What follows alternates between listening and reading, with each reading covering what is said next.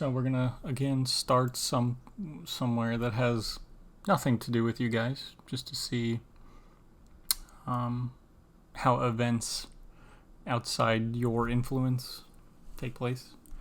Oh, right. We saved our good rolls saved that guy who's about to be kidnapped. Yeah, indeed. So we'll see. Maybe a similar situation here potentially as Oh the first boy. session. There's a Lots of young kidnapping. woman, maybe kind of late 20s, early 30s. She's working late at night at a small estate beside a cemetery, surrounded by forest and pine trees and that sort of thing. Light rain out, a little bit of wind. Dead of night, probably should have gone home a long time ago. She's still here. She's at a desk. There's just kind of assorted clutter around. But what she's working on is a small painting, and she's painting on it. But if you were to look at the canvas, it's actually a photo. It's a photo of a kind of an older man. And in this photo, initially he's alone. But as she paints, the photo kind of morphs and his arm comes out. And then another person appears under that arm, with his arm over her shoulder.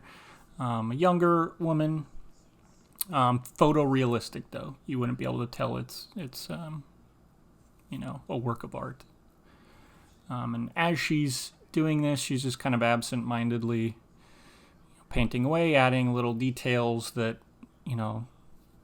anyone else wouldn't even notice. And then suddenly the lights cut out. And all she hears is rain on the windows tapping. She gets up, just kind of confused. She works here, but she has no idea where a breaker box would be or anything like that. She looks out her window and she can kind of see what she thinks is town. It looks like lights are still on there. So she grabs her cell phone and flicks on the camera and walks out of her little workspace to a hallway, opens the door, and is just kind of shining her flashlight as she goes. And then she catches a glint of light off some sort of lens-like kind of green surface. It just kind of reflects just a little bit of green light. And she suddenly has the kind of suspicion that there's somebody in the house moving in that direction. And I'll put the question to you guys. Does she call out to whatever this may be, or does she just run?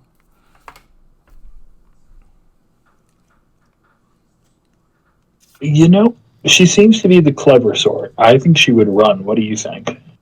Yeah, I think calling out is how people die in horror movies, so that's my opinion. So yeah, she runs, slams the door, and do you think she would? I imagine there's probably other exits to this workspace as kind of a centrally located space in the building. Would she head for like another door, or would she head for like an open window? Or to open a window, I guess. If it's raining outside, there wouldn't be an open window. But Does she know she on like the ground floor, or? Yeah, I was going to ask, where is she? Good question. Ground floor. Because I don't want her jumping out of a 12-story building. Yeah, true. Yeah, good question. I don't see why she would head for a window rather than a door, unless she was worried they had all the doors surrounded. Sure. Which she probably wouldn't know. Yeah, I feel like the door. Okay. Yeah. So yeah, she knows the layout of the building. She's more comfortable, not out in the middle of the night in the rain. So she heads for this door.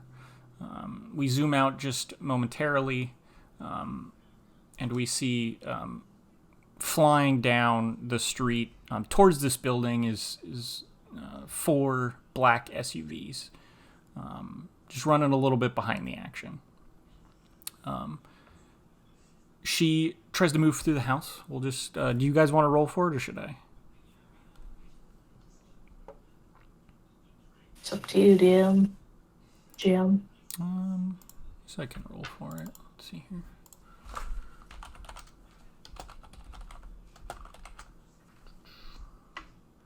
don't have my dice roller on here. If I can find it. It's a new PC. I don't have my, like, go-to dice roller.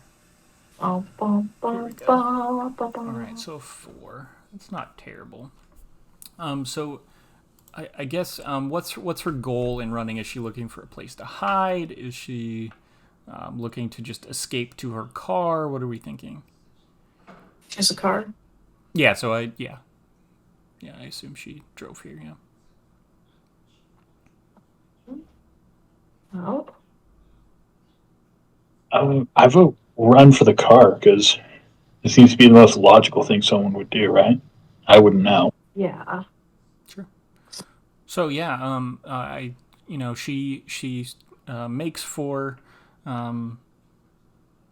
basement. They have kind of a room for preparing bodies here for the cemetery and funerals. She knows that there's an exit through that basement out kind of behind the estate. So she heads for the basement quietly, clicks the door behind her, and let's see if these guys can find her. Oh boy. She rolled a 4. They rolled a 6. So Oof. moving through the house is a team of 8 men. They're dressed in kind of paramilitary gear, all kind of blacks and dark blues. They have SMGs locked and loaded, night vision goggles. They clearly cut the power to the building and are now moving through the building looking for her. And just as she clicks that door closed to the basement, they just catch it out of the corner of their eye. They signal to each other with hand signals and head for that basement door as quickly as they can. Sliding up outside is the 4 black SUVs.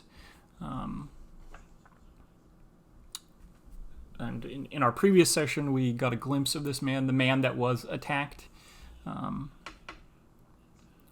He is in the leading SUV, kind of an older gentleman, 50, but really well built, salt and pepper hair. He rolls up to this, the front kind of area of the funeral home here, and rolls down the windows of all 4 windows and draws a pistol off his hip and just leaves it kind of sitting against his lap.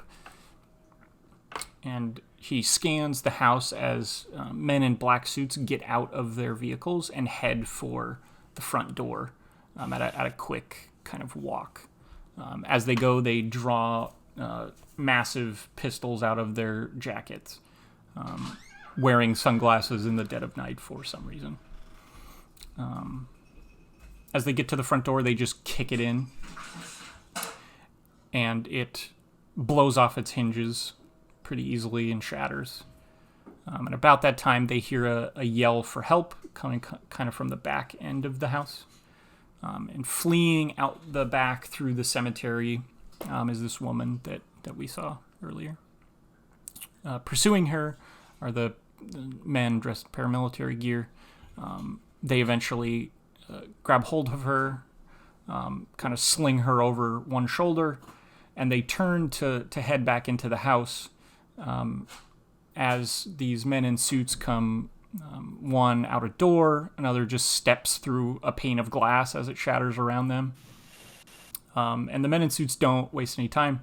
They start firing weapons in their direction. The paramilitary men, they run for the trees behind the cemetery using various headstones as cover. They return fire and kind of bound one after the other, providing suppressing fire. I can roll some attacks for that. So a 5 versus a 14. So as these men kind of unload SMGs, they don't do so like very economically. They just kind of unload magazines. You see the men in suits, or we see the men in suits, leaping from large headstone or large kind of, I don't know, what do you call those things? It's not a headstone, but it's like grave marker of some kind, large statues and that sort of thing, the more elaborate ones. Yeah.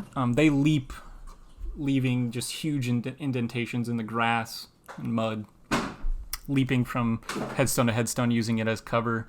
Headstones are exploding from the bullets around them, but none of these bullets find home. The men in suits try to pursue, but the paramilitary men, they get into the tree line with this woman over their shoulder.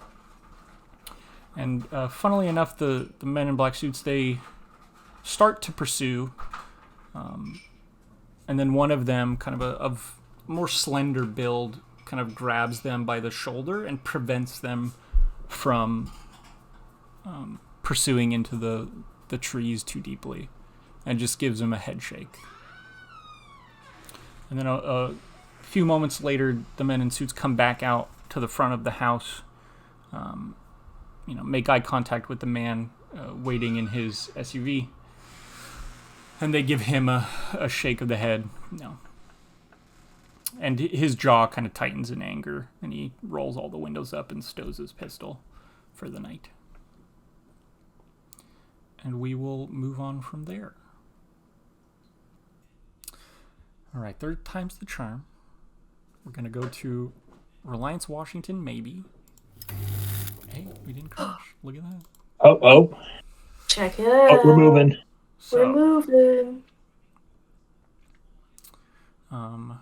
You find yourselves on the banks of what used to be kind of a lake and river system. In the distance, you can see the kind of black towers of a machine installation.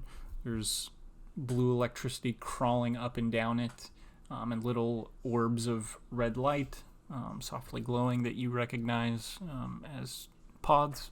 You know that there's a human in each of those pods generating electricity. You've parked the hovercraft here on a hillside. It is gray and dead. Most of the trees that remain not knocked over are petrified or covered in fungus. Most of the ground here is just dirt and rock. Sun is blotted out by dark black clouds. Just a very light snowfall falls from the sky, but it's also kind of muddied with ash. So it kind of has become this kind of odd gray color. Sitting down the hill from you is Hadon. She just went through one of your training programs after being freed. It got a little heavy for her, so she elected to exit, just take a break. She's sitting down by what used to be the shore, but is now just kind of a rocky beach. There's only about 3 feet of water left in the lake out kind of in the distance. No movement. It's just kind of a black mirror-like surface. And she's thirstily kind of gulping on a canteen of water.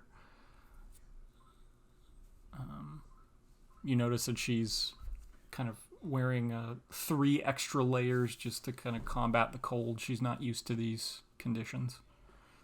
And we can just introduce your characters as they walk down to her from the hovercraft. There's just a beam of light from the hovercraft kind of illuminating you guys. All the other power is off just to avoid notice. So Avan, we'll start with you. What does Dino look like? Here in the real world, at least. Here we go. Good. Dino's a relatively tall young man, around a 6'1", pretty tall, lean but muscular. Clearly, he's been trying to keep himself in shape, even though there's no real need for it on the ship. He does it anyway. He's wearing just a normal amount of rags. He's not wearing a coat. He doesn't really seem to care about the cold. Only thing to really mark him is a odd curved scar on his eye, right under his eye. It seems he might have put that there himself, but it's hard to tell. And he's just walking over towards her, just calmly. He's not really moving all that quickly. And Haywire, Maddie, what does Haywire look like? Haywire is a relatively tall woman at 5'8", but obviously short compared to Dino. She's got black hair with a lock of white that kind of distinctly stands out. Deep blue eyes that are always sort of darting around, never truly settling on one thing, as if she's constantly on the lookout for danger. Uh, Most people haven't seen her smile, and she's certainly not smiling right now. Uh, she's wearing her usual black attire, with the sword strapped to her back, just following Dino down. Get some shit done. And as you approach her, she kind of acknowledges you guys just from the rocks falling as you walk. She says, "Yeah, I was really hoping and she points to her eyes, my condition wasn't real. But clearly they saw fit to give me an eye condition inside that simulation as well as outside. I can tell now that we're out in the dark that my vision is getting blurry."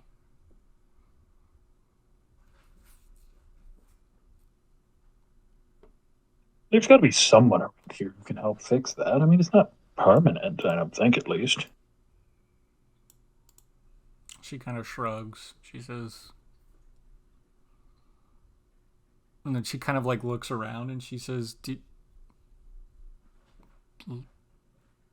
I kind of don't want surgery in the apocalypse. It doesn't seem like a very clean place. And she kind of points, and you see like on the surface of the lake is like just kind of this foamy white like battery acid residue that's just kind of acrid and like bitter smelling.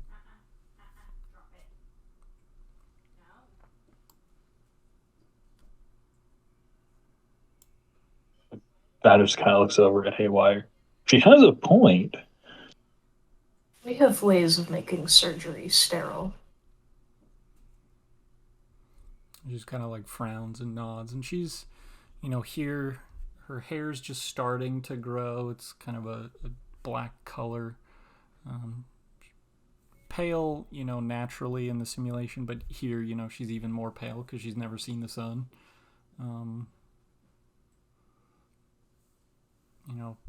Kind of just getting used to moving around for the first time for real. She isn't, all that muscular. She's kind of slender, and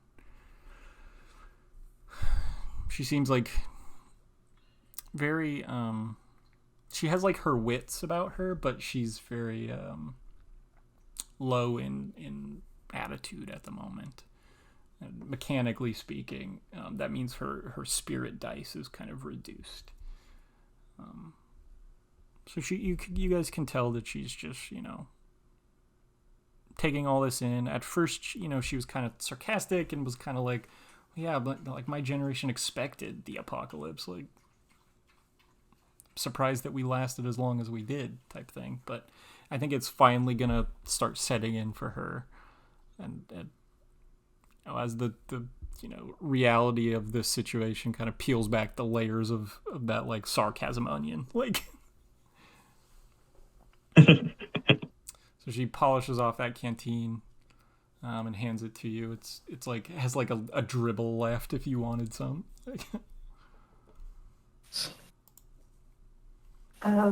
Haywire will walk over and sort of kind of awkwardly pat her on the shoulder and say, "You're doing above average. Don't worry."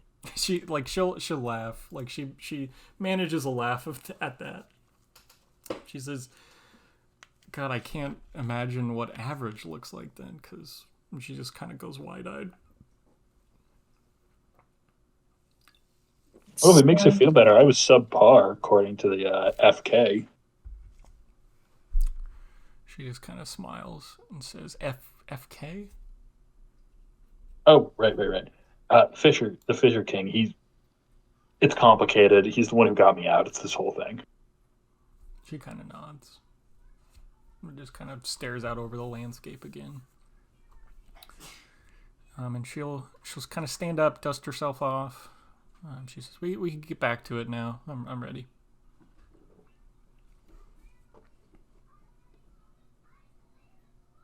Stretch your legs if you want.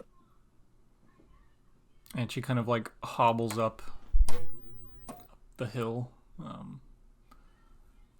Again, just like the sheer trauma of like having to walk on legs that have never walked before. And she's taking it well, but you guys both know, like, those first few weeks are you're just exhausted. And by the time you do get back to the hovercraft, you can tell, like, she's out of breath. She's happy to grab a seat in the control center as you guys prepare to jack in. Let's open that really quick. Mags gets everything prepared for you. You feel, again, just a cold bit of metal sliding into the back port of your head. It very quickly kind of heats up. Your vision kind of blurs and starts to go white. You close your eyes to block out this light, but closing your eyes doesn't seem to help. It just gets brighter and brighter and brighter. You feel a falling sensation as if the chair underneath you has just melted away into the floor. You feel like you're sliding backwards out of it. And then a moment later, you feel ground beneath your feet. Here in the construct, it's your loading program. The walls are all a black curtain. The ground is a polished white, kind of marble-like floor.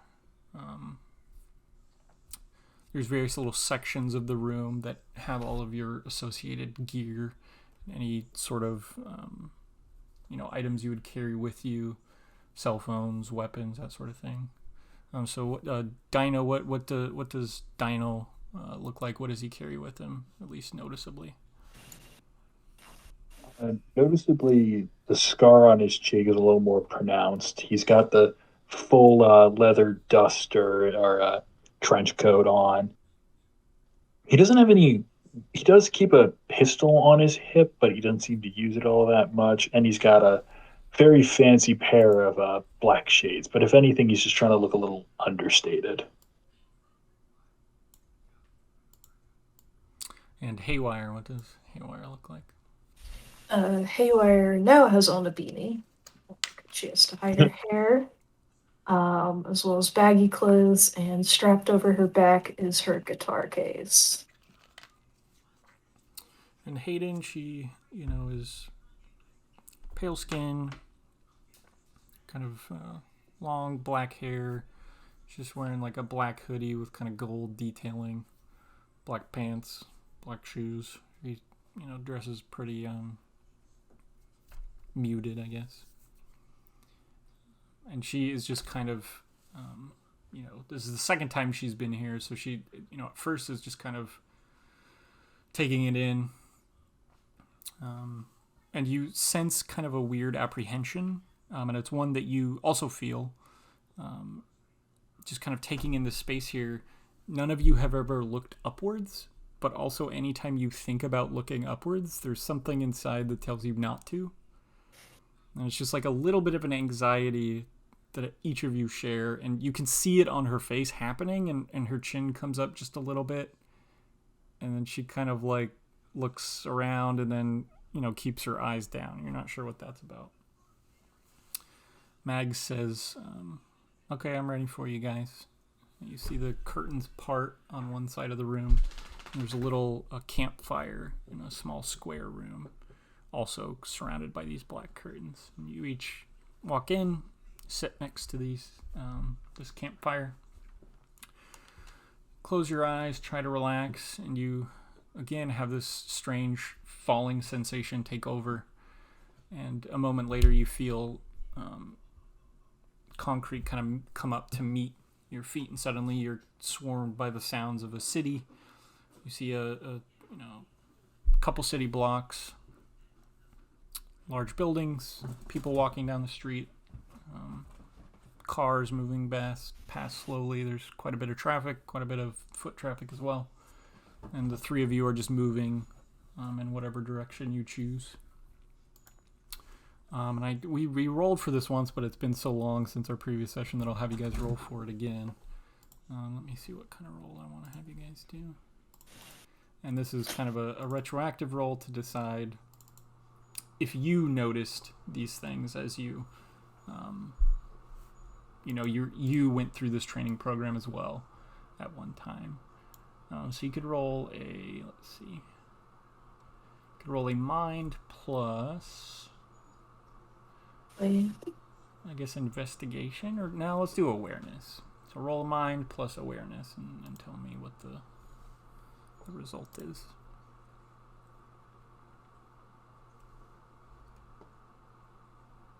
Explode.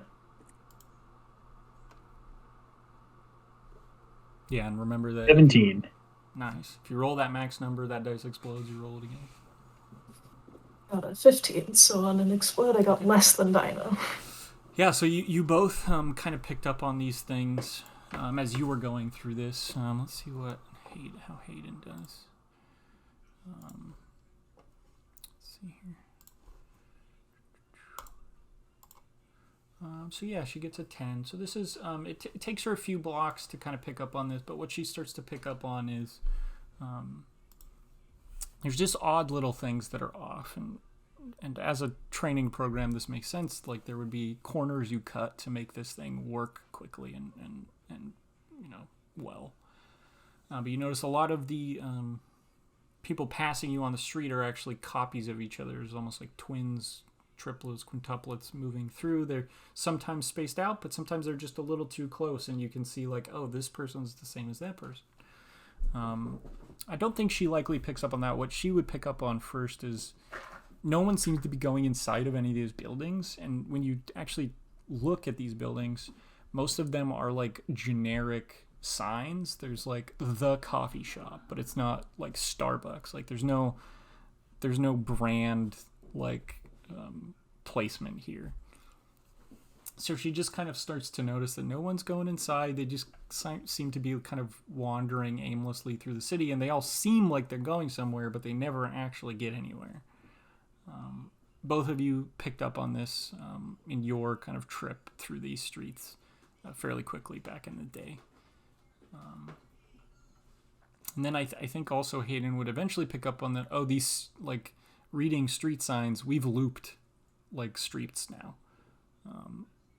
And we're back to, 4th Ave, even though we left 4th Ave, like, 3 blocks ago. And she just kind of looks over her shoulder to you guys. Says, so what's the point here, how to get lost?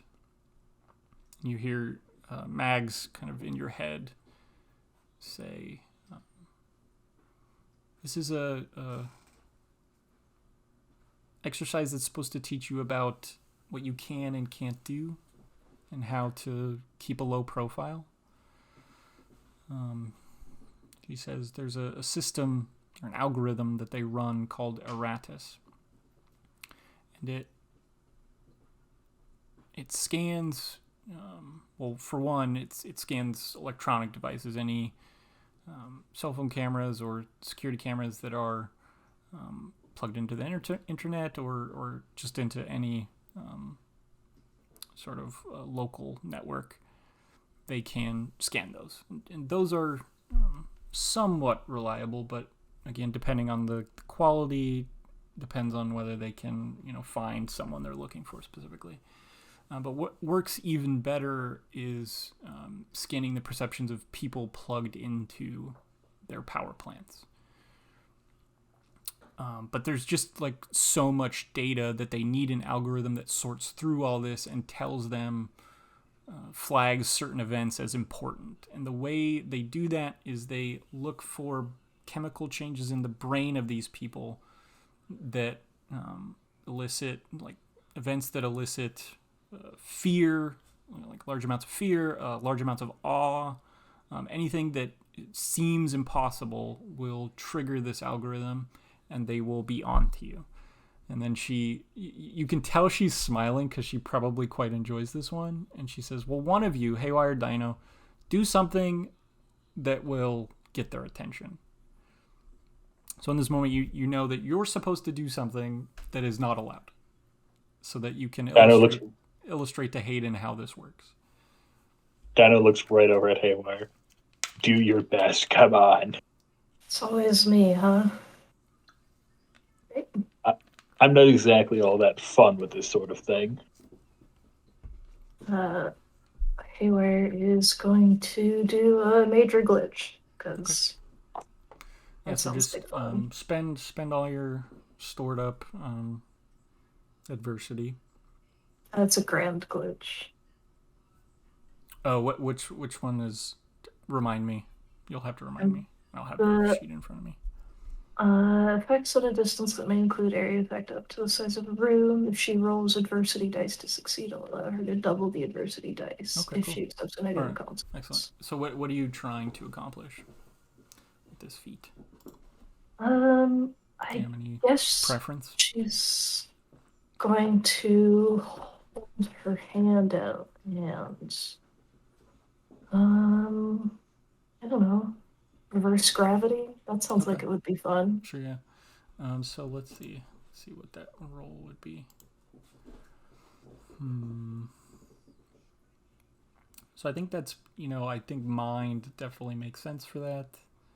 I just don't know if any skills kind of fit. Maybe occult, you could maybe spin it. Or science. I guess that's kind of science-y to like reverse gravity.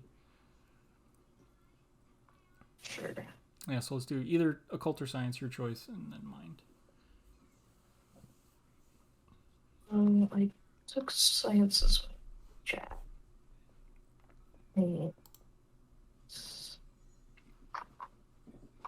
So I have a 10 in that. And I have... Okay.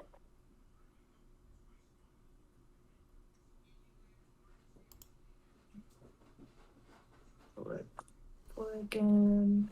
Okay, roll that d4 again. Okay, so that's 9 plus 4 is a 13.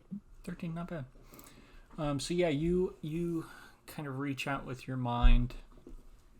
Dino, what you see is her hand, there's just a bit of a tremor to it as she kind of rolls it over. And you see appearing down her arms are the little ports that you would normally see in the real world, but are now appearing on her in the simulation. And Haywire, do you imagine that those kind of just appear, or is it like growing out of the skin? What do you think? Yeah, it's definitely growing out of the skin kind of horribly. So you see these ports kind of down, the lines of her central nervous system and periphery nervous system. These ports just kind of grow up and out of the skin. And then you, at a 13, let's see. I have to remember my difficulties here. 13's pretty good. If I'm remembering correctly, where is my cheat sheet? There it is. Come on, open. There you are. Yeah. Okay. So yeah, I'm imagining you kind of reach out and you don't probably know what you're trying to do. You just know that you're trying to do something. And the way this manifests for Haywire is that a man riding kind of a motorcycle and weaving in between cars to get ahead of this traffic slowly just kind of comes to a stop despite him revving the engine further and further and further. You hear the squeal of the back wheel just sliding in place.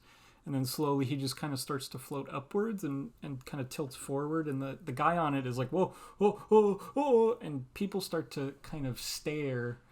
And as this happens, you get this sensation on the back of your neck like someone's watching you.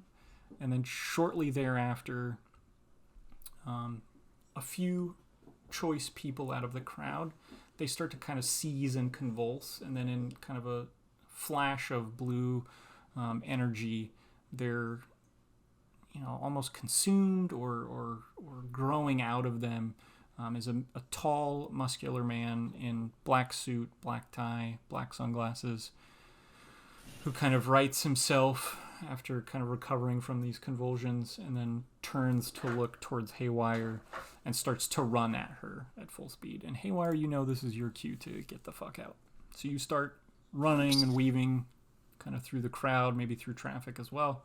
And you just leave Dino and Hadon standing there on the corner as these 2 or 3 agents trail you through these streets as you flee. And Hadon is just Dino kind of watching this, like nodding and understanding, like, okay. And then she turns to you and says, what if you disguise it as something that could naturally happen? It depends on the natural, of course. I mean, the agents are a bit sensitive, but logically, you probably could hide it. She kind of nods and is just kind of, her brow is furrowed, and she's like thinking, okay, if I was to pick up a motorcyclist, how would I do that without like, drawing attention? I don't think she attempts anything, because like she is kind of like silently worrying. Like, I think you get, as this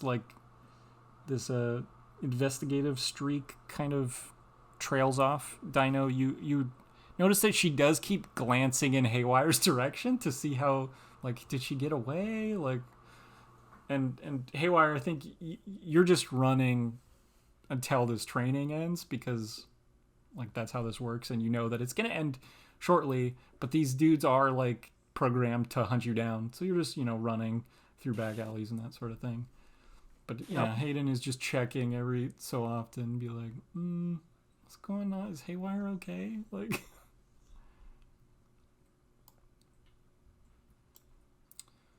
and yeah, go ahead, Dino.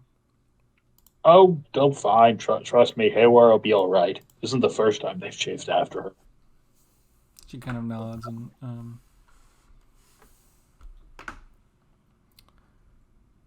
she says,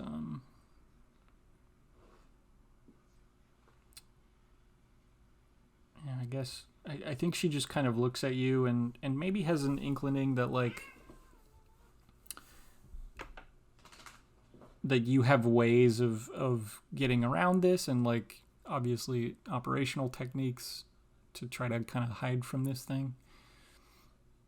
But she says that's got to be difficult, especially with like so many cameras around these days. I mean, not to mention eyes. And if you're subtle about it, you can hide quite a lot, actually. And then she kind of squints and is like confused, and she says, "But like, what if there's one witness and he or she is crazy, right? And they see something that's impossible, but like they think it's possible. What happens then?"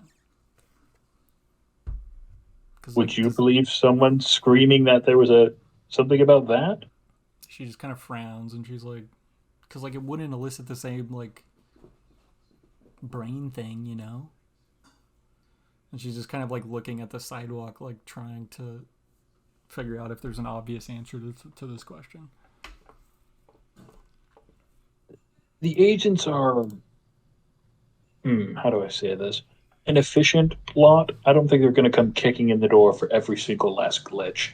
If that was the case, people wouldn't be talking about UFOs or Bigfoot. They prefer to go for things they can handle. Kind of nods, and she's just like, it's an anxious way to live. Do you guys got a cigarette? And then she's like, wait, hold on, maybe I do. And she checks her pockets, and sure enough, there's like a pack of cigarettes, and she starts smoking one. The infinite computing power of the Matrix, and you wanted a cigarette. All right. Yeah, and then she kind of thinks about what she's doing, and she kind of like looks at it and like looks at her lighter, and she like flicks it a couple times, and she says like, this is my light, like this is the lighter I had, like, and she shows you like she took out the little like safety strip of metal, like she broke that off, and she's like, this is my lighter, like I didn't tell you guys about this light, like this is my lighter. And she's just kind of thinking about that for a moment, and she like puts the cigarette out. She's kind of weirded out by that, but she's just kind of clutching this lighter.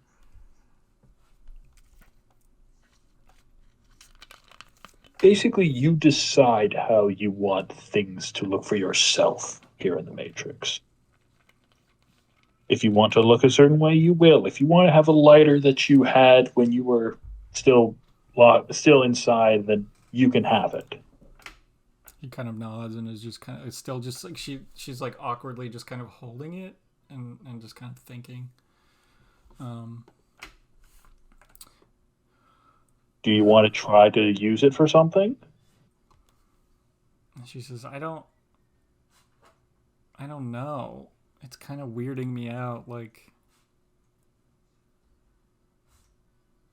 I don't know.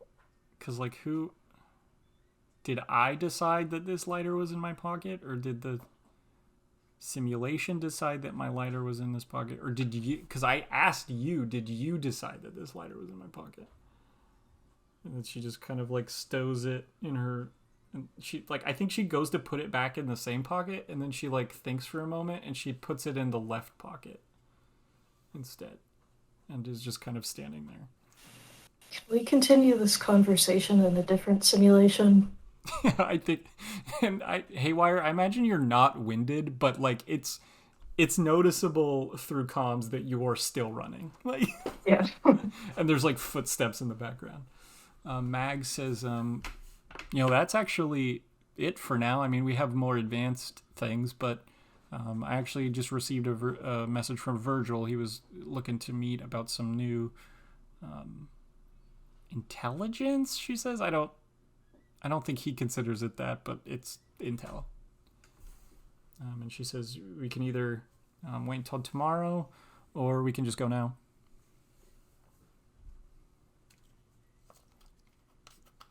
Hey, what do you think? Do you want to go over, or?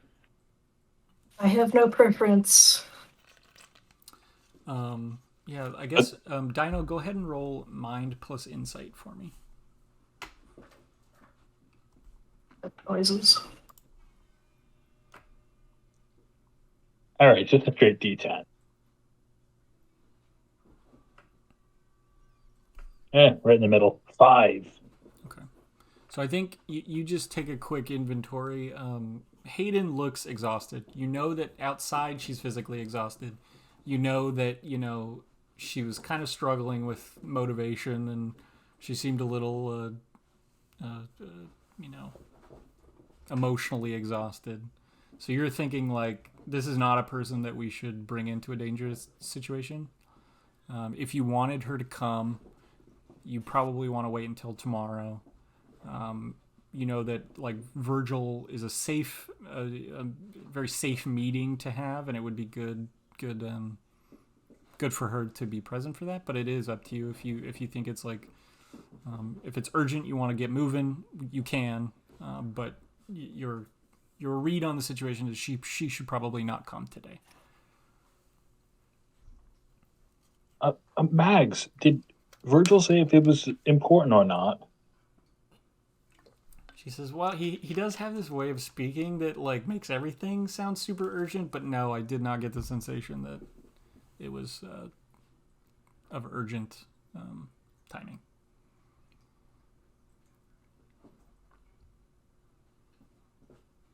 Question. Is the agent still chasing after Haywire? Oh, yeah. Yes. So you could go ahead and roll a body check, Haywire. Okay. Any...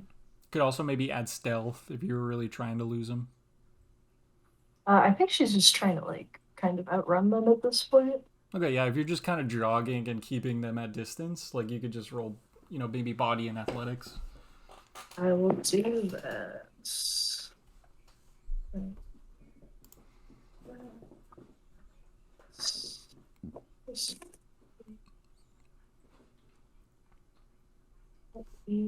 And then the question is, like, are these guys agents in form only, or did we, like, program them to be as good as real agents are?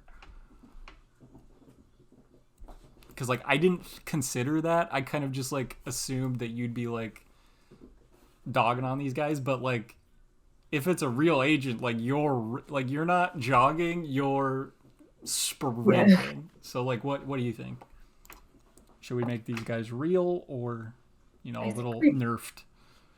nerf them at least a little. Okay. Because I don't think we want to have the potential to die here. Yeah, sure. Well, and I think like in the construct at least, like there's death protection, like. So, like, if you were to get chased down and beaten up, you wouldn't die, but it, like, wouldn't be... You'd be sore tomorrow, you know, like... Wouldn't be a pleasing experience. Oh, so yeah, athletics and body, they will go ahead and roll those at reduced value. So I rolled an 8. Okay. What did you roll? I rolled an 8. So we're just kind of... So yeah, you're as described.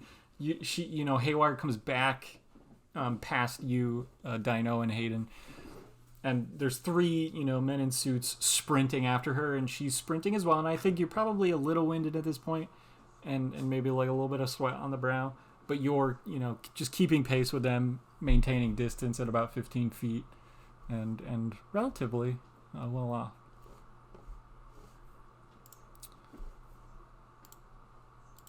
Right, Max, as much fun as this little object lesson is, can we maybe pause them, please? Yeah, and just in a snap of the fingers, they stop moving altogether, and the rest of the street stops instantly as well. To the extent that, like, not even momentum carries over, like, everything just freezes. Haywire skids to a stop, and then turns around and walks back to the group. Thank you. Forgot we programmed them like that. Hadon says, if I had that in like real fake life, or how do we, not here, but like the fake life that's out there that I was in before, if I had pause, I would use the hell out of that. It's like that movie. It's that movie with Adam Sandler. Wait, is it Clicker? I think it's just Blank. She's like saying this. I think it's just Click. I think the movie's called Click. Or it doesn't know the movie. But also there's that meme where like they like make new covers for DVDs of Click with like other actors that's not Adam Sandler just to like fake people out. That was a thing for a while. Not important, she says. What were we doing?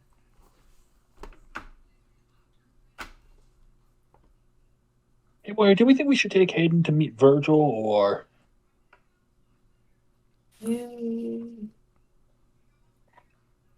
She kind of like frowns and says she's still recovering.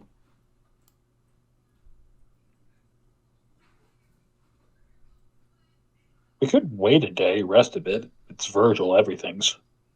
I don't really understand him half the time. I would like to give her some time. She just says, like, I think Hadon for a moment would be like, no, I can do it, guys. But then, like, she's also very quick to accept, like, oh, you mean that we can go to sleep now? Okay, let's do that. And so Maggie removes you guys from the training program. And she removes you also from the construct, so you just wind up back in your real bodies. You feel just the kind of vision blurs and then goes dark, and then your vision comes back in slowly, back in the command center. She removes the hot connect from the back of your head. You sit up. You see Hadon is just kind of nursing like some already sore muscles just from moving about. You guys each go to your quarters for the night, unless there's something else you'd like to do, any conversations you'd like to have. Haywire would run Hadon through stretches. Sure, yeah. Yeah, and I think she would you find like she has a pretty extensive knowledge of stuff like that. Just to remind you, she was involved in like ballet as well as like other forms of dance, and then martial arts. Just remember her as the bee girl. Yeah, beekeeper. But she did have other skills. So she's like, you could tell the muscle memory is there, but she's like way less flexible than she's used to being. So you kind of have to be like, hey, hold on, don't go too hard, because like you're not gonna be as flexible as you think you are. And she takes it easy.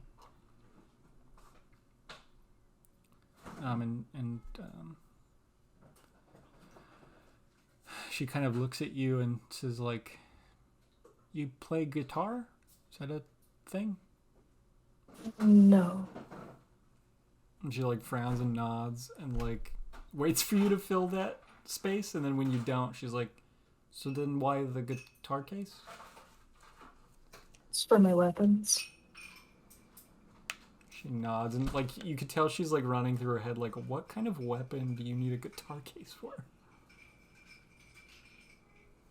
And then she kind of, like, nods, like, okay, I guess, yeah, if you were to, like, carry some massive assault rifle or something, yeah, it would be in a rocket launcher and a guitar case, sure. I wish. Dino, is there anything you wanted to do before? No, I think he's just going to go straight to sleep. Okay. So, in the middle of your sleep, you have kind of a vivid dream. Uh-oh. Uh-oh. The man. And it's kind of an odd one. It's one that you definitely like immediately recognize that you're dreaming, and you recognize that you're not yourself. And you kind of look down, you take account of your surroundings. You're in there's instantly, the way dreams work.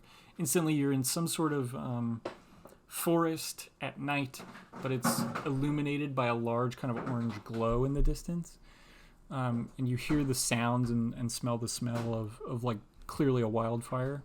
You also hear yelling, but it's not in any language you understand, while at the same time you're understanding the meaning, and they're yelling about this fire and getting away from it and moving whatever resources you have near it. So you see people running about through the trees, collecting things so that they don't get, set on fire. And you see, in general, people are fleeing away from the fire. But then you start hearing yelling, and there's one figure that's walking towards the fire with a stick held out.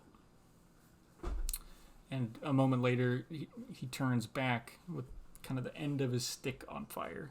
And he's just kind of holding it. And you see everyone seems to be some sort of, primitive, tribal, maybe not wholly human, maybe some sort of transitionary phase in human existence way back in the day. And he's just holding this stick on fire, kind of like looking at it, confused, but also kind of excited. And people are just fleeing from it. Like his friends, family members are just fleeing from this man. And he's just trying to like show someone like what he's done. And people are just fleeing from him. And you look down and you're in the body of one of these primitive individuals.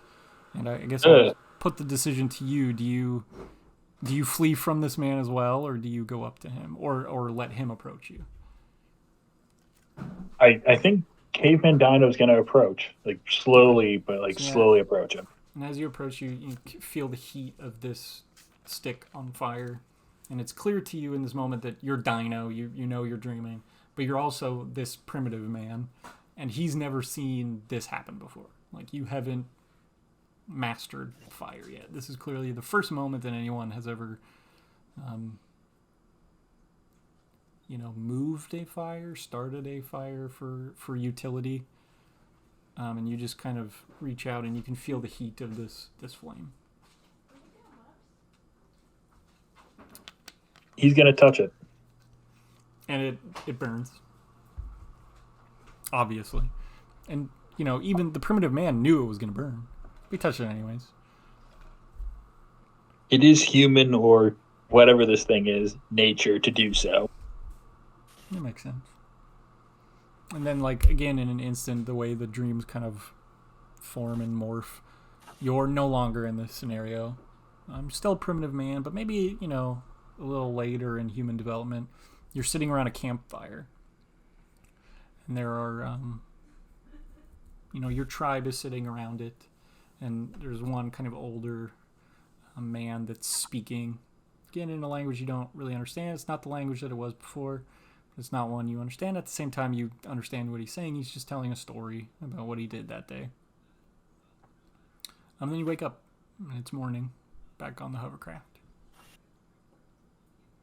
Oh, Grog touched. What the? Ugh. And I think you probably like wake up and do that thing where you're like, is my hand burned? And it's not, but you still have that kind of memory of that sensation, and that's like enough. You're like, okay, I touched the stove.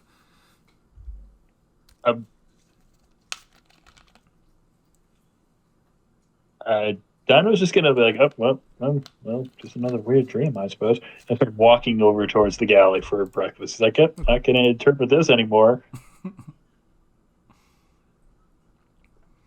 And you have a breakfast of slop. Basically, it's a very efficient way to eat, but not fun by any means. Nutritious. Yeah. I can taste all the vitamins and minerals. Yum, yum. Yep. Is anyone else awake, or is it just Dino puttering around? I think like Mags is probably there, but she's probably in the midst of readying the ship and doing all sorts of things, so she's probably eating and moving. But I think Hadon would definitely be there. She'd be in the galley for sure. And she's just kind of huddled in a corner again, like got a blanket over herself, 2 sweaters rather than 3 that she was wearing outside, but like 2 sweaters, a hoodie pulled up over a beanie. She's just very cold. Haywire is still asleep. I like it. I feel it. Hayden, how are you this fine morning? Actually, I'm not entirely sure what the weather is. Cloudy with a chance of death, perhaps? I'm not sure. And she just she like looks up from her bowl of slop, and she says, I feel all right, I guess. I'm a little lightheaded, but Mags just gave me this and told me to eat it, so I'm eating it. Before you ask, I have no idea what this stuff is. Yeah, she just kind of like lets some spill off of her spoon. She says it's almost better that I don't know. Half of that could be the motto of the Matrix, honestly. But did you have any dreams last night? Anything interesting? She just kind of thinks. She says, yeah, I dream a lot, but I don't remember most of them. I'll have those like dreams where it's like I know in the moment that I'm like, I'm gonna want to tell somebody about this tomorrow, but then when it comes to like actually tell them the next day, I don't remember what the dream is. All I remember is that I was supposed to tell them. You know what I mean? I suppose that makes sense. So are you doing the thing where you ask me so that I ask you about your thing? Did you have a dream? I've been told I'm supposed to do this. Did you have a dream? And I've been told I'm not going to answer that. It was one of those kind of dreams, huh? You just keep that under wraps. That's not fair. It's the apocalypse, and I'm new here. And you're going to keep good dreams from my ear holes? That's not fair. Well, hold on now. First, I have the nothing. apocalypse. She smiles like she doesn't mean that. But she's like, I have nothing. All the bees are dead. Oh, right. Oh, we did hit her with that little fun fact, didn't we? My career path doesn't exist anymore. Yes. Also, it's been the apocalypse since long before any of us were born, so we're the post-apocalypse. She's like, I know that's supposed to make me feel better, but it doesn't, she says. Oh, right, fine. I'll keep it simple. Apparently, I had a dream I was a caveman or something, and I was dreaming about the first human thing to ever tame fire. She just kind of like frowns in a like introspective way. She says, does that happen a lot? Are you like a dreamer? No. Oh. One, no. I've never really dreamed, honestly. I was kind of hoping to ask Haywire if she knew anything. She just kind of like nods. Some people say they like mean things. My sister's like one of those. She has like crystals she puts by her bed to like have good vibes. One of those. We could ask her. I've always wondered why the machines allow that kind of thinking, but yeah, that could be an option. She just kind of shrugs and says like, well, I don't know, like I didn't really like ever believe in the things she would say, but like they made her feel better, so I don't know, that seems unfair. They helped her. And I think that's good, and I think that should be allowed. But now also you're telling me that like maybe those crystals were doing things just because she wanted them to be. But like also that's true, like they were making her feel good because she wanted them to make her feel good. I don't know, man. Or scientist. Don't dive too deep into the pseudoscience. Trust me, your head will explode. Kind of puts her head down on the table and just like rests. I think finally Haywire will walk in. Okay. Are you a late sleeper? Is that what we're getting? He was up late. I see. And she'll sit down and start eating. And a good morning to you too, Haywire. Is it? I hadn't noticed. Yeah, like Hadon like looks up like, like at the top of the walls as if there was going to be a clock there, and she like does like a 360, finds no clock. She's like, how do you guys even know what time of day it is? There's no sun. I woke up, so it's either morning or afternoon. She just kind of nods. I think like Mags, stops as she's walking past and just hollers from one of the bulkheads like, I saw the sun once.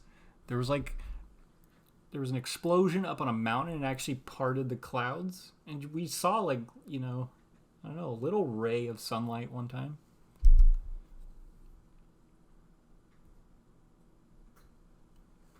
Yep, no, I've never. Goes on about her business. I don't see the point in the sun, honestly.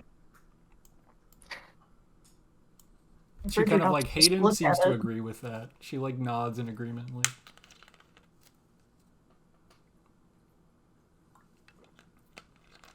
sorry, what was that? I think I cut you off, Lamb. Oh, she just said, I think you're not supposed to look at it. Right. I read about that once. Apparently it would cause some sort of issue if you stared at it. She kind of nods and says, like, I used to get bullied a lot. Kids in school would ask me if I stared at an eclipse. Yeah. No, I did not stare at an eclipse. All right. I wonder how you knew that was my next question. She just kind of smiles.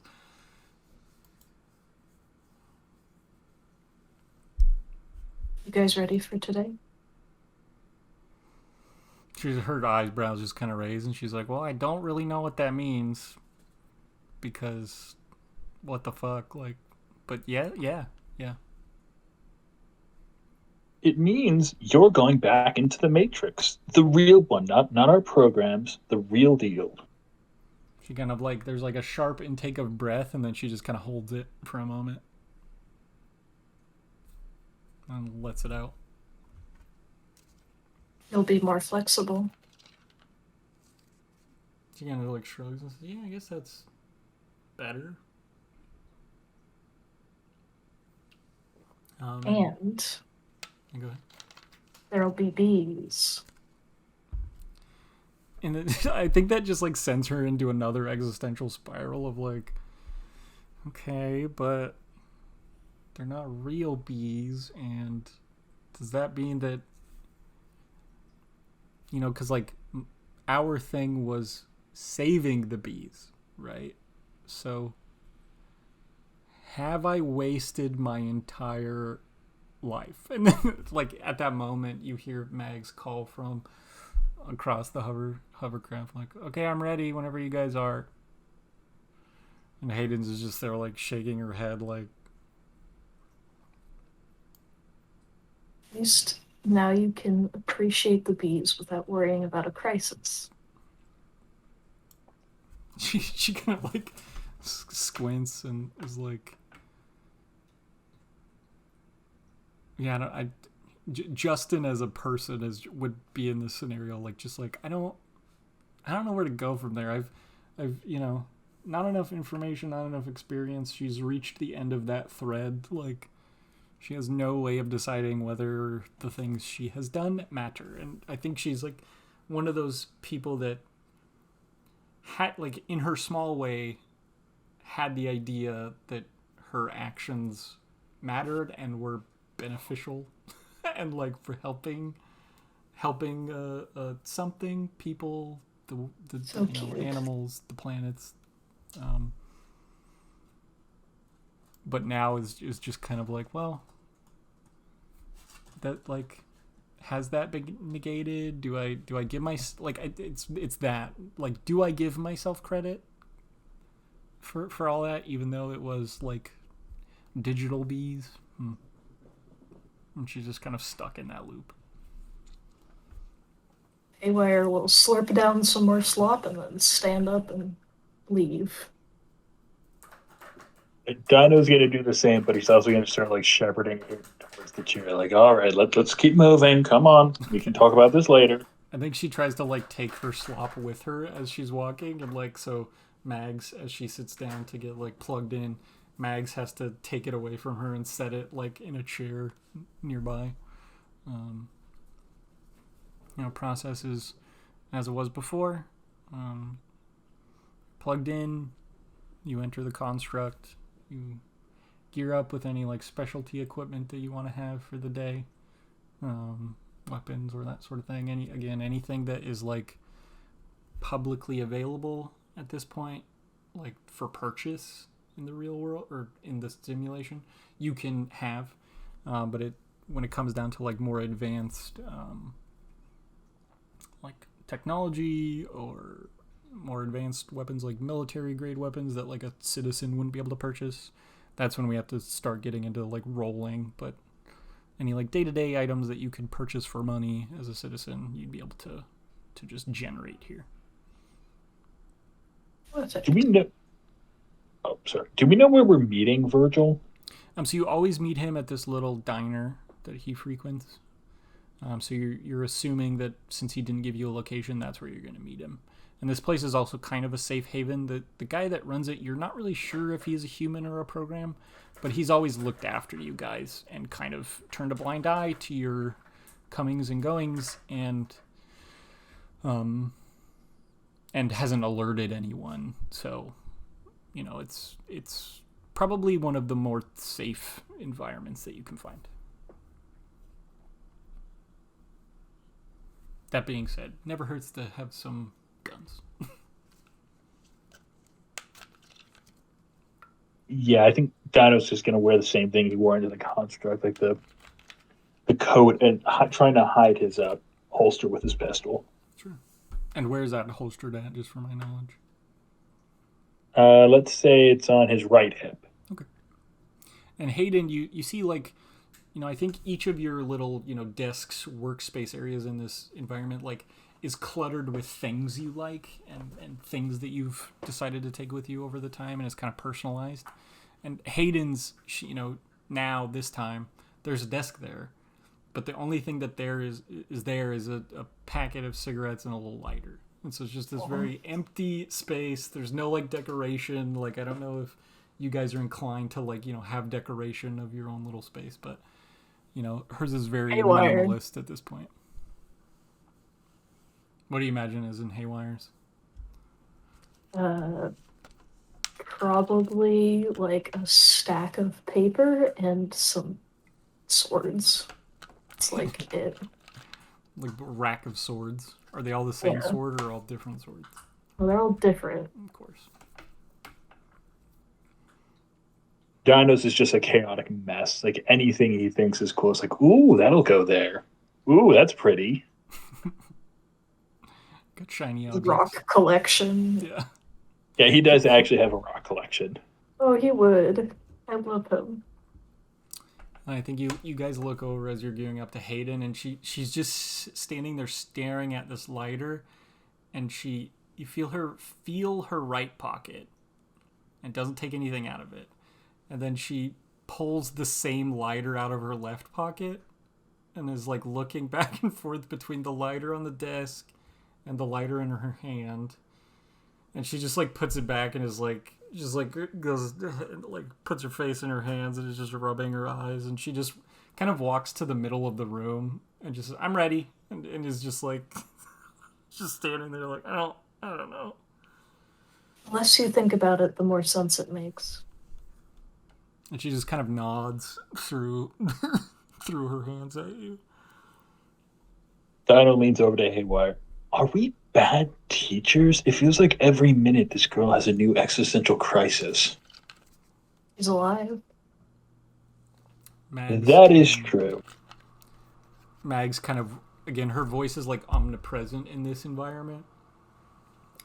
And but you hear her like whispering kind of near you, like, when I was freed, I vomited like multiple times. And she hasn't done that, so. Everyone has a different reaction.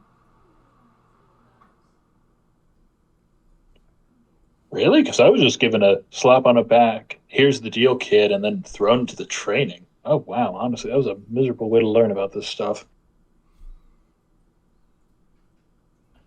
Right. Shouldn't train her like FK trained me. Got it. I like that we have the exact same idea of how that went. Nailed it. At least you got training. Very true. That is true.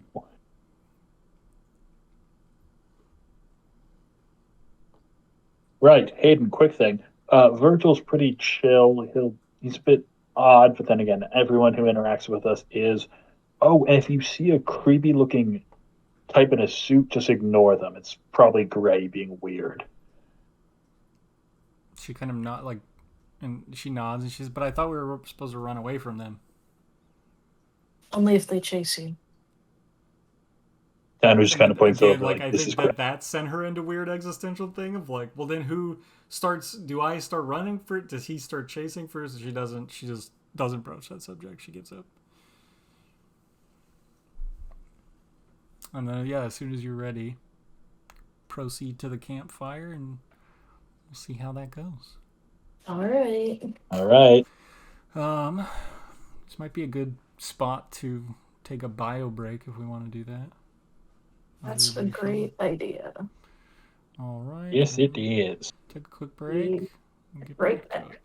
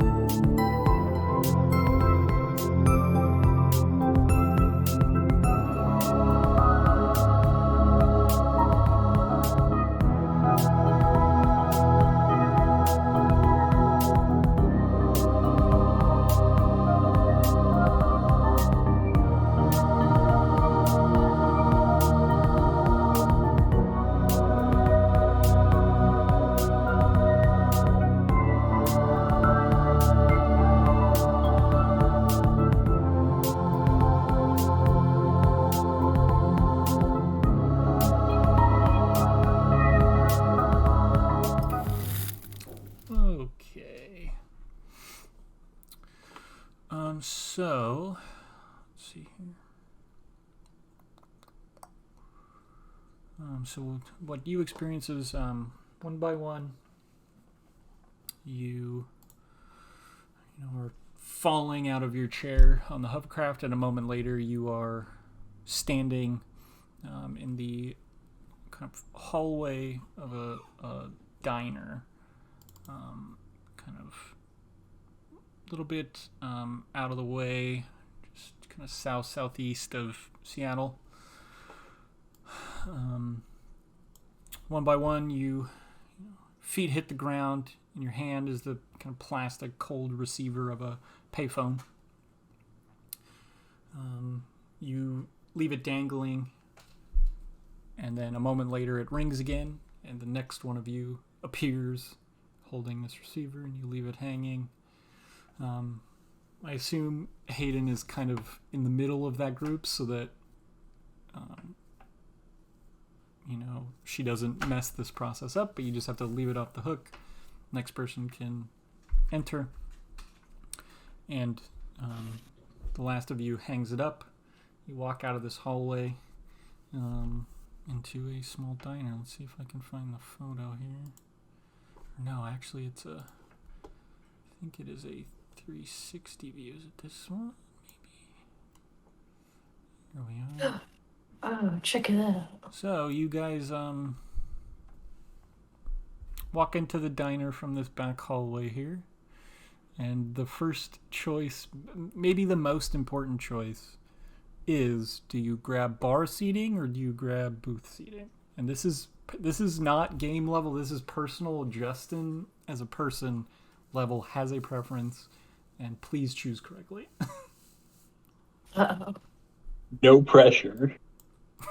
See, I would always go for booth seating. I don't know about Justin. Dino. I always go for booth seating too, Booth because seating I'm a is civilized person. The preferred and correct choice. Sweet. So you guys grab a booth. Would you? So there's window seating, or would you just grab the wall on the other side of the building? What has the best view of the old diner? Both. Like the only kind of benefit I'm seeing is like you'd be able to see the street if you sit by the window. But like as far as seeing the entrance and exits, I guess you would, if you grabbed window, you'd be able to see the back exit as well. You kind of can't see like the top. Oh. So it's kind of like, yeah. Yeah, I see. Let me see. There we go. There we go. There we go. You Okay. can see like that back exit if you sit on this side. There's actually also a photo from the other side if I can find it.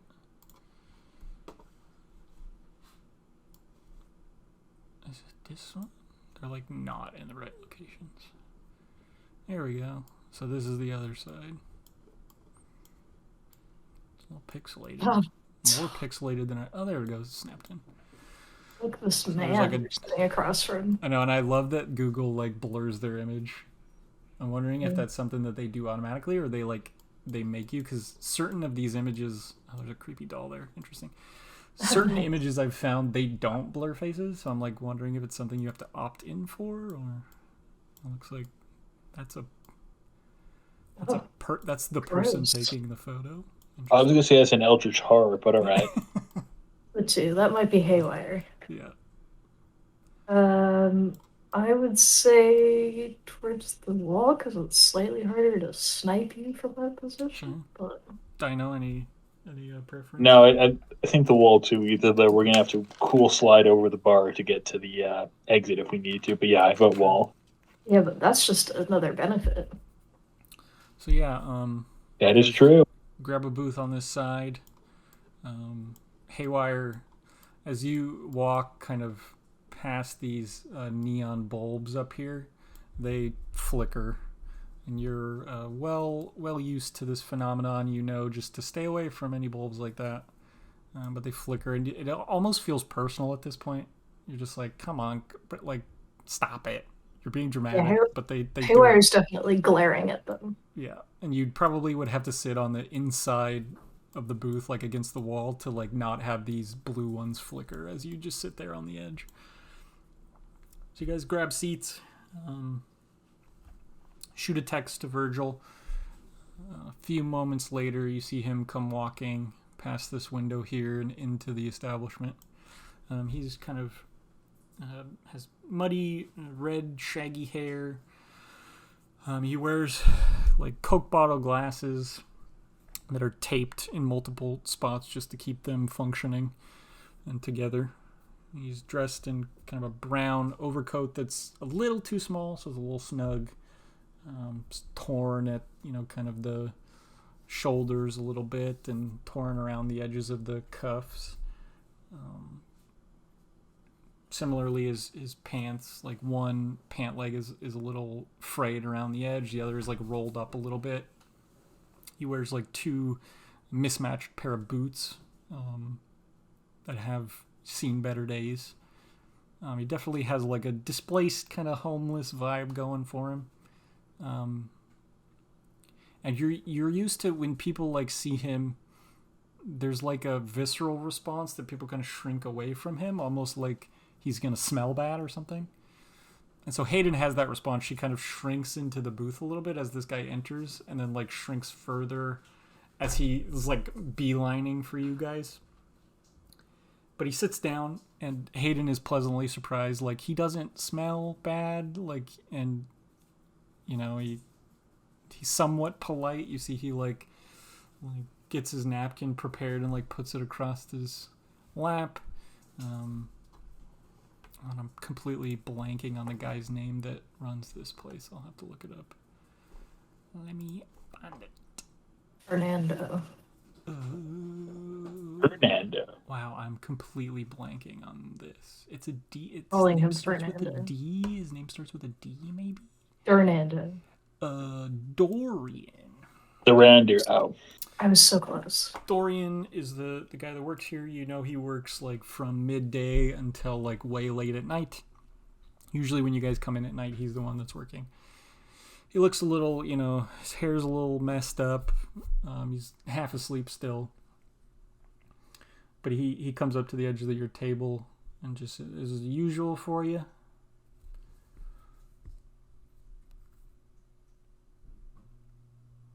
Everybody nods. I guess I can't see Avan nodding.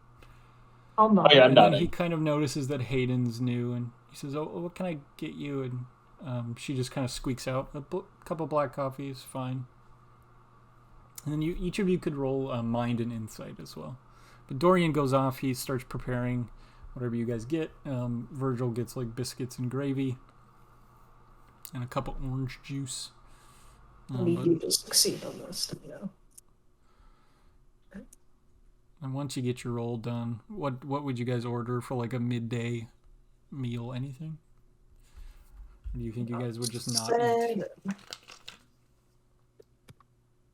7. 7 and a 7? Out of 7? Hey, go team. So as you're kind of sitting here, you see Hadon. She's kind of uptight. And then after a moment, she actually like settles in, and you hear her take a deep breath, like almost like a weight has lifted off her shoulders. And she almost seems more comfortable than she has since you've known her. It's kind of weird. But she gets her little cup of coffee and like pours a large amount of sugar into it, and then just starts sipping at it. And then what do you guys order, if anything? Just water for Haywire. I think like what happens is like he brings you a cup of like ice water, and then like the instant you touch it, all of the ice has melted. Like just in a moment, it's like gone. Haywire glares at it. It glares back at you. Yeah. Just for fun, Dano's just going to order a sandwich. Okay. Just a random sandwich, whatever he's got. So how I'm imagining that playing out is you actually, because I think you said that Dino likes black coffee, is that right? He does, And goes yes. previous. So I think what happens is Dino orders black coffee, and then as Dorian like goes to prepare that, you decide, hey, you know what? Actually, I'm getting a sandwich today. So you walk up to the counter. As you do, you see that sitting kind of at one of the bar stools is a trucker type. He has kind of a beard, trucker hat. He's dressed kind of ruggedly. He's got a little vest on. And you see that he has a phone propped up against like a little like one of those napkin like boxes. What do you call them? Dispensers. He has a phone propped up against it, and he's clearly like watching some sort of podcast with like a video element to it. And there's this man on it, this kind of navy suit, like red power tie, and he has a beanie on. It's like camouflage print. Pair of like black rimmed glasses and a big beard that's like kind of styled like with the little mustache twirl just a bit. And just camera's on this guy. He's sitting at like what looks like a news desk, and he's kind of saying emphatically into the camera, I really believe we're on the brink of civil war. Like, I really believe that. I know, like, a lot of people like to exaggerate, but this is what, like, the modern political climate has done to us. We can't let them tell us how to think anymore. We can't let them tell us why we should do what they want or why we do what we do. That's, like, our decision. Change is our decision to make. But only like if we want to do it. And when they come for our guns, and like at about this point, Dorian walks in and is taking your sandwich order. So you go over your sandwich order with him. What do you order from him? Oh, he doesn't know Dino doesn't know the menu. He's only ever ordered black coffee, so he's just like, a sandwich, please. Dorian's like, yeah, we can do that. And anything specific? I mean, surprise me, Dorian. He just kind of like looks you up and down. Is like, okay, and he like goes into the back kitchen. And as you turn to leave, you're walking back to the booth, and you hear over your shoulder now that you've just tuned into this guy. You can just hear through the bustle of the diner. You can still hear this dude's voice on this guy's phone. And he says, I don't know, like, again, this is the guy on the phone, not the trucker. The guy on the phone is saying, I don't know, as a moderate, I think the chances of civil war aren't high. Like, they're good chances, but, like, not like, it's not like a high risk, you know what I mean? But this is just this is where us centrists have been pushed. This is what happens when you try to force people to believe what you want them to. And so, like, you get these two different pictures over just the course of, like, 10, 15 seconds. This guy it's civil war, but also the chances aren't good. And you're just like, what the fuck is this guy listening to? Hell.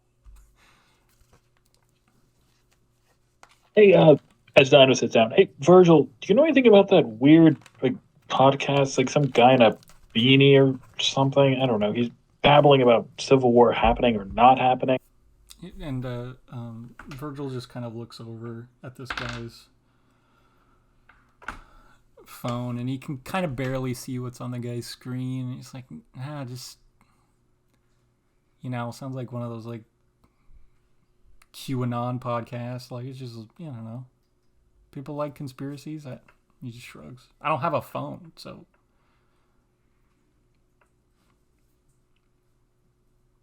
Right. Forgot that. And then Hadon's like, well, how did we just texted you, right?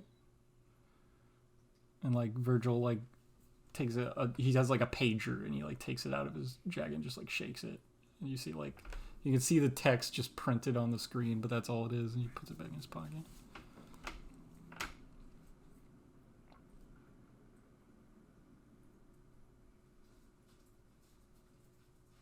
So a moment later, food arrives, coffee arrives. Virgil doesn't like to talk until he has food in front of him. So he starts eating. And then, like, he just doesn't offer any information. He's just eating.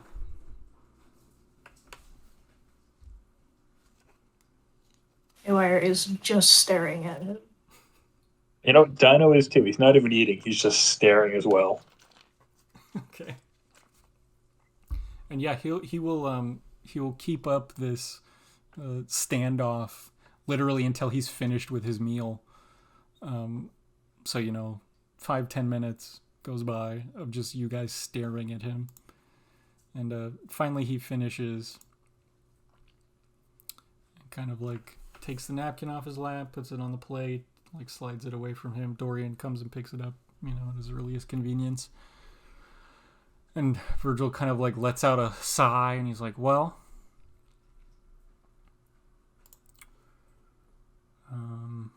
I don't know if you've been listening to the news while on leave, but I think I found something kind of interesting if you guys were interested.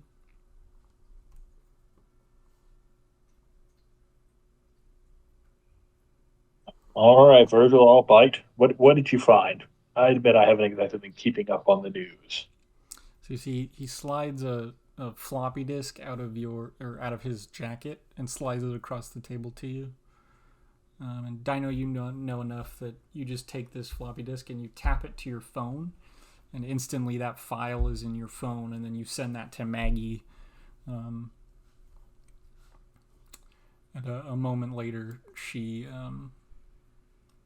calls you, and you just she's just listening in. She doesn't have anything to say at this point, but she just wants to listen in. And Virgil says, let's see here. He says, well, there's been multiple kind of, I don't know if we'd call them attacks.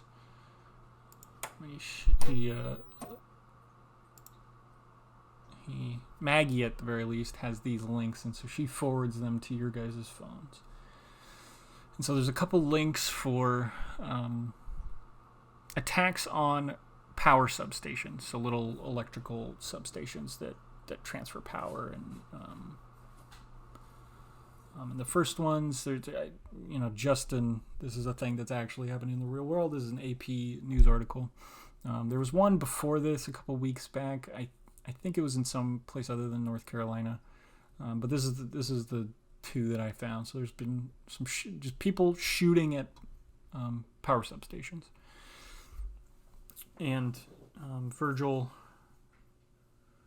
explains, for the most part, there's been multiple attacks across multiple states. For the most part, this is just nut jobs. The one in North Carolina, I think the rumor is that they don't like drag queens to have fun. So they shot out this power substation, caused a blackout, and a drag race event couldn't happen. Just fucking idiots. Been multiple vandalizations the last few weeks in Washington State. Same kind of thing happened there. It's usually in more rural communities, as far as I remember. The FBI seem to think it's extremists, but there's a couple outages that nobody seems to be talking about in a county called Ponderay. And I have a scan running on some of my equipment that picks up the radiation that is given off when the suits possess someone.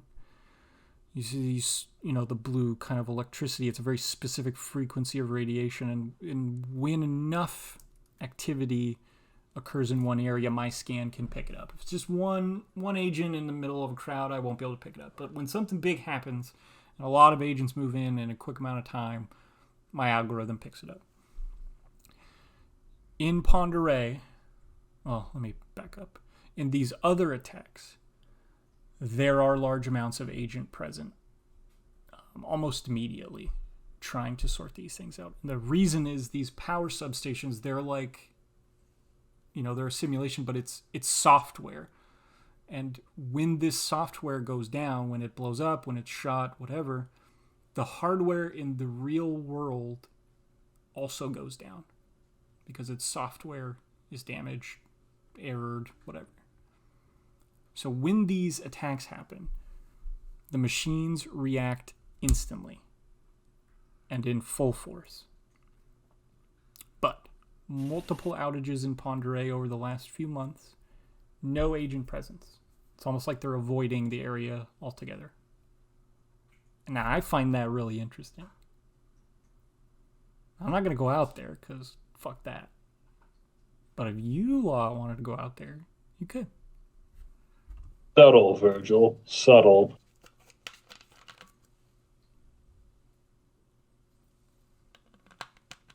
Would it not be wiser to avoid the spot that the machines are afraid of? They're a bit tougher than we are. You see, you know, and that's what I was thinking. I was thinking, like, maybe they weren't worried about it. But no, more I think about it, I'm convinced they're afraid of something out there.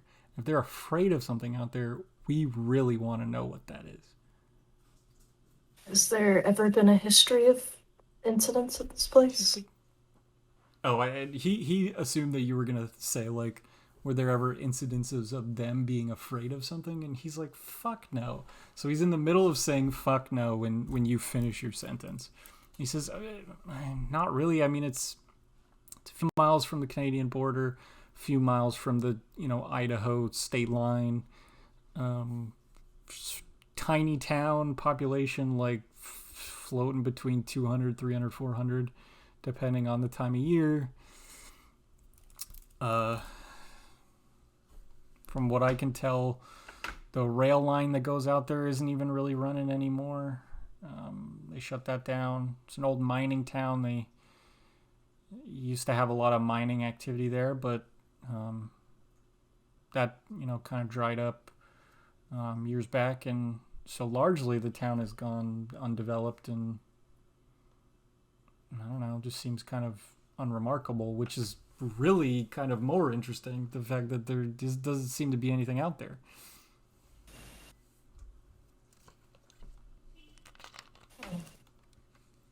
And we have no intel on what's got the machines all freaky. Nothing. He's like, no hint. Nothing at all.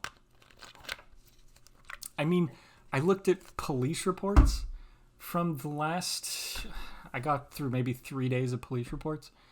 Most of it was stolen snowblowers.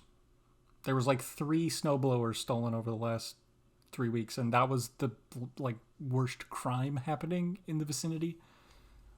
Their power is repeatedly going out. He says, and there's been snowstorms hitting the area, so it makes sense that they were stealing snowblowers, but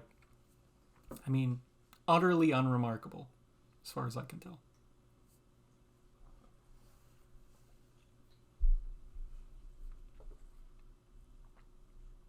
Well, you can check it out. And then, Can we expect any assistance in this, or are we on our own if we go running out to the town where the machines are afraid to go? Virgil just kind of shrugs and he says, well, what do you mean as far as help is concerned? What if we find something truly terrifying in this town? Do we call out like, hey, we found something scary? Would that summon the machines, or... He kind of thinks about that for a moment. He says, well, it kind of depends, doesn't it? They don't know what it is, maybe. If they don't know what it is, they probably want to know what it is. So they probably, I don't know if we want to talk, use the word reward, but I think they'd be interested in it. If instead they know what's out there and they're just avoiding it for some reason, then probably not, I would imagine, if they already know what it is.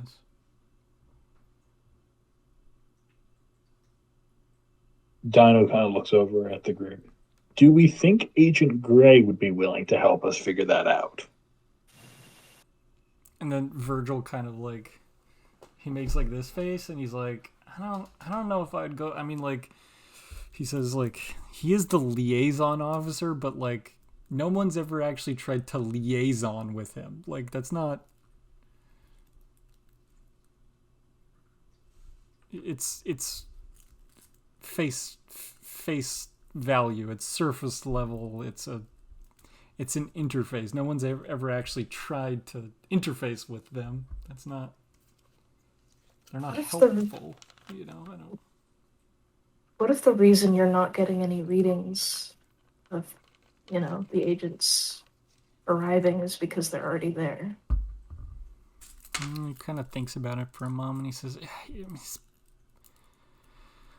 possible, I guess. I don't see why they would be, though. We've never, other programs. It's hard to tell a human from a program, obviously, but other programs, they just exist. They just have a life here. They just live, normal lives. For some of them, it's like a vacation, but they inhabit, the life of a person. I don't think we've ever seen an agent have a life. Like, they pop into a host, do their business, and then they're off somewhere else. But we've never, that somewhere else, we don't know where that is. I mean, I think the assumption has been that they're just in storage. I don't know, an office building somewhere. He shrugs. He's like, it's possible, I guess, because it's specifically the radiation released when they possess a human. But yeah, I mean, maybe. I have a hard time believing they'd be afraid of something. He says, me too, but that's why I'm very interested, and he just smiles. I'm interested in finding out. I want you to survive so you can tell me what's going on, but I don't want to go figure it out myself. Haywire's gonna look over at Dino. We're doing this, aren't we? She just has that look in her face, which she always has when she's about to do something stupid. Dino just nods. Doesn't say anything, just nods, like, go ahead. I'll take it. And at this point, Mags cuts in over the speakerphone, and she says, well, if it was something that we wanted to do, I guess first we got to start off with logistics. Need a base of operations. We need as many landlines as we can get our hands on. There's probably not very many payphones left, although it's possible that a rural community like that might have a payphone lying around. We would need a hotel room at the very least. That gives us one line in and out, but it's also always useful to have more than one just in case we get caught somewhere or if we're compromised. Something to think about, she says. I'll look into accommodations, and then you can hear her like click-clacking away, looking up hotel reservations for the area.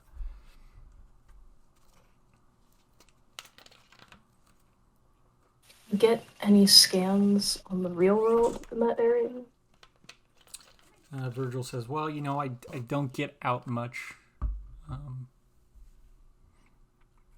And Hadon kind of seems confused, and I think this is the first time Virgil notices that there's like someone new here, and he says, oh, well, so you're with a crew. I run solo. I just have a very small craft. I have a home in like a very small hidden forward operating base. I basically set up a timed phone call for 30 days. I have 30 days to get back to that phone to get out of the simulation. But until that time, I'm just in here. And he says, out there, I have a feeding tube, hydration line. So I don't get out much, he says. I don't really have anybody to get me out until that timer runs off. That phone rings. If I don't get to it, he just kind of shrugs like, probably dead, probably. I mean, you guys could maybe come let me out if I could get contact with you, but it's not good because my feeding hopper runs out. Eventually I'll run out of water. It's not great. And he just kind of shrugs it off. Mag says, we could always fly by it if we wanted to. You hear her click-clacking away again. She says, it looks like the megacities didn't really reach that far, so there isn't much in the way of, like, tunnels underneath it. So, I mean, it's far enough away from the coast that even the, expansive cities didn't do any construction there quite yet. So it's still mostly just mountains and valleys, as far as I can tell. We'd have to go there, of course, to know, but... Interesting. She says it looks like they do have 2 dams right in that area. Those could be power plants. There could be pods there. But unless we go there, we don't really know. Because they don't put one at every dam. It's just a lot of them. It had the dams in the real world. They already had, all the infrastructure for generating power and storing it. So they just built pods and towers on top of them for the most part. That we aren't going to learn anything just by sitting here. Virgil nods. This is very true. I still vote we try to liaison with the agent. Might be useful. Virgil says, I don't get a vote, but fuck him. And then he gets up and leaves. And you notice he does not pay.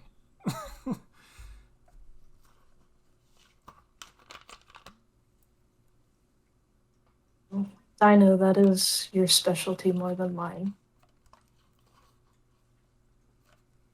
Do we know how to say, hey, Gray, my bro, or is he just lurking about? Because remember last time he was just kind of skulking. I'm sure you have. He probably gives you a business card every time you've met with him. So that's a handful of times. So you have a handful of business cards. Whether you have those with you or not doesn't really matter. You have a phone number associated with him that it can get you in contact with him. So you could always text that or call it or whatever. I'm going to text it. And the message, Dino says, hey, Gray, my friend. Rumor has it is you lot are afraid of the state of Idaho. Want to talk? Question mark. Okay. Yeah, sure. Let me see. Let's do a roll for that. So let's roll. Idaho is terrifying, so. Let's roll spirit and persuasion for me.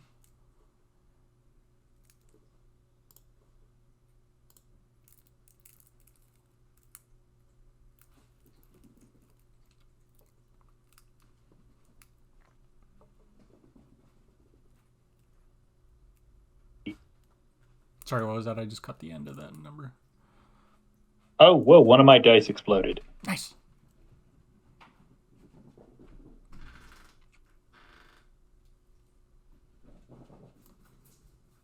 Wait, hold on. Yeah, 14. 14, okay.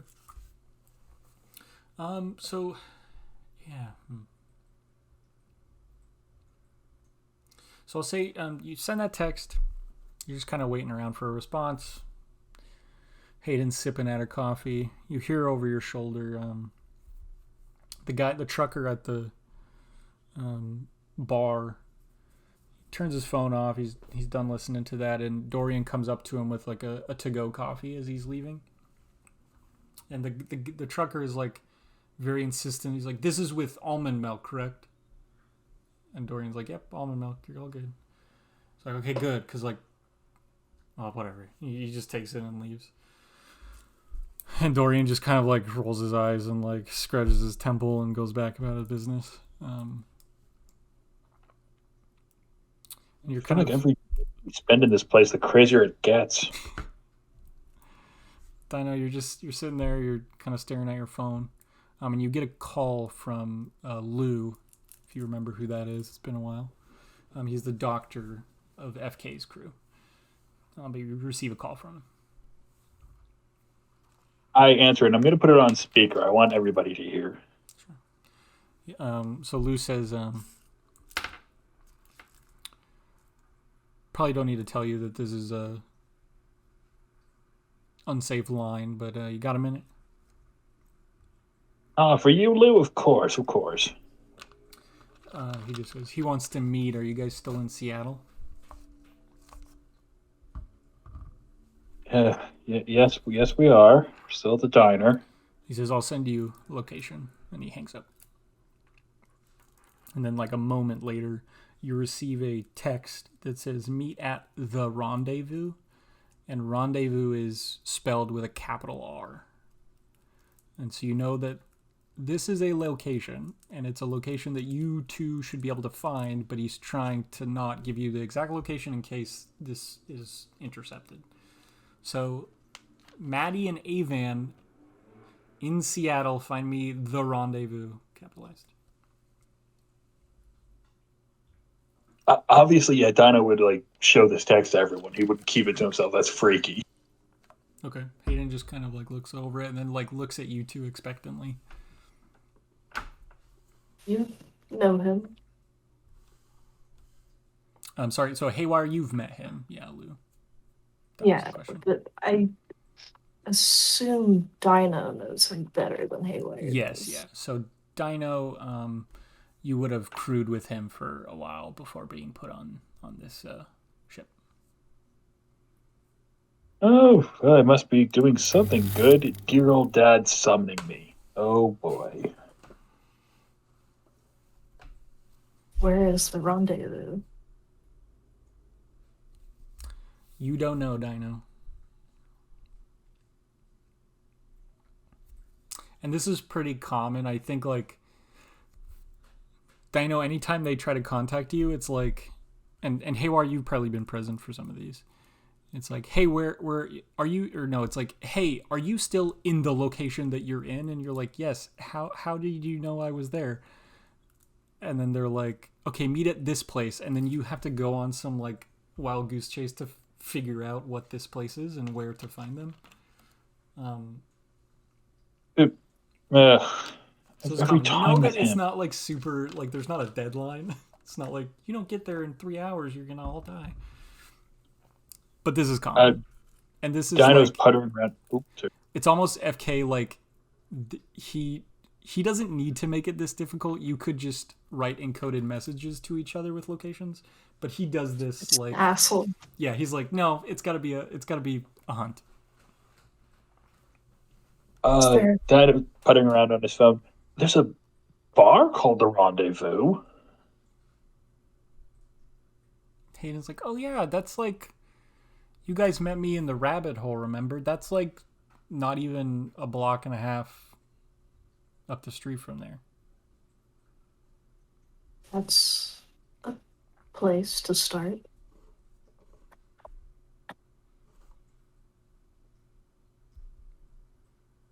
Hayden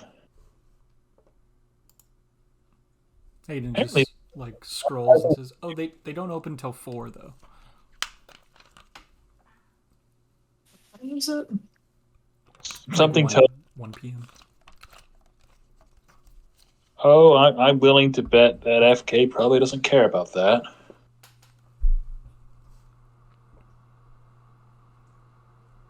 I mean, we could go, knowing his style, he probably goes in before anyone's there. Right. And then Haywire will stand up Okay. and start walking out. Okay. Does anything happen with that creepy doll? It follows Haywire. Roll. Oh yeah, I guess it would be Haywire that would make it do something. Yeah, I'm imagining like Dino. You vaguely remember the head position the doll had when you guys sat down, and you don't see it moving, but like it could be a few degrees off where it was, and it's definitely looking at where Haywire is in this instant that you're seeing this. Like you're like, gosh, it could be trick being played on me, but like that definitely feels like it changed by about like 10-15 degrees rotationally. Oh, goody, that's terrifying. Yeah, Get used to it. Dino just slams some money on the table, starts herding Hayden towards the door. And then, as you're hurting her, she's like, wait, but hold on, how does money work? Because if we can just make whatever we want, how do we? And then by that time, she's out the door. And I think we'll maybe stop there for tonight. I feel like that's a really good stopping place. I know it was so much fun. It was. But I'm thinking that that's a good stopping place. That was a lot of like low-key character moments, but very fun. Justin, no. How could you? I think that's it. Fine.